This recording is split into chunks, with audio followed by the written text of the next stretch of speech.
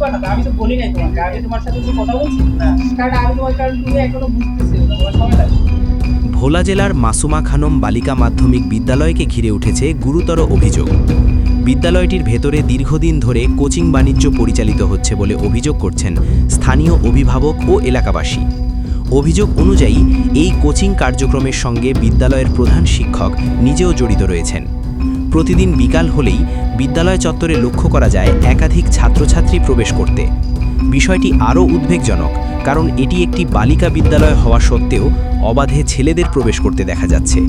এতে বিদ্যালয়ের পরিবেশ ও ছাত্রীদের নিরাপত্তা নিয়ে প্রশ্ন উঠেছে। আমরা বিষয়টি খতিয়ে দেখতে গোপনে পরিচয় না দিয়ে বিদ্যালয় এলাকায় প্রবেশ করি। তদন্তকালে দেখা যায় সেখানে বিসিএস পরীক্ষার প্রস্তুতিমূলক কোচিং পরিচালিত হচ্ছে। কোচিং সংশ্লিষ্ট এক শিক্ষক আমাদের সঙ্গে কথা বলেন এবং জানান এটি একটি শিক্ষা সহায়ক কার্যক্রম। তবে বিদ্যালয় ভবনের ভেতরে এ ধরনের বাণিজ্যিক কোচিং কতটা বৈধ তা নিয়ে প্রশ্ন থেকেই যায়।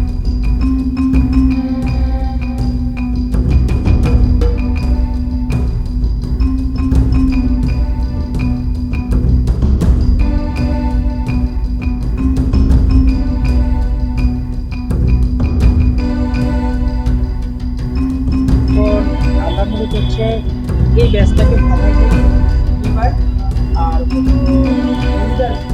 বিকেল 4টায় আমার অনেক সময় আসে, আজকে 4টায় আসছিল। আর কলেজ যাওয়ার গুলোতে দেরি হয় না, কারণ অনেক সময় কলেজ থেকে যখন আসি তখন দুটো আসা, যখন বাসায় থাকলে নানা রকম। আর এখানে মূলত এই ম্যাচটা কি 4টা থেকে শুরু হয়? আমরা একেবারে নতুন একটা ম্যাচ স্টার্ট করবো কামিং মাসে, একেবারে আমি এখানে এখন কিছু না, এখানে তুমি বুঝবা না, আমি তো বলি নাই তোমাকে, আমি তোমার সাথে তো কথা বলছি না, কারণ তুমি এখনো বুঝতেছো,